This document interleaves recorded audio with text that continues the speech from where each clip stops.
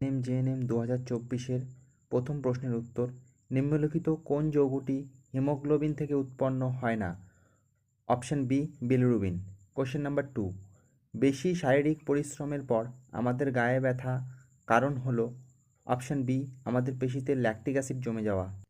নিম্নলিখিত মস্তিষ্কের কোন অংশটি শরীরের ভারসাম্য রক্ষা করে? Option B, cerebellum. Question number 4, নিম্নলিখিত কোনটি একটি খাদ্য শৃঙ্খল গঠন করে? অপশান বি, ঘাস, ছাগল এবং মানুষ। কোশ্চেন নাম্বার 5, দুটি পৃথক জীবের মধ্যে সংকরায়নকে কি বলে? Option D, hybridization. পরবর্তী কোশ্চেন, বি গ্রুপের রক্তে কোন অ্যাগ্লুটিনোজেন এবং অ্যাগ্লুটিনিন উপস্থিত থাকে? অপশান সি, বি এবং এ। ছত্রাকের কোষপ্রাচীর কোন পদার্থটি উপস্থিত থাকে? Option B, chitin.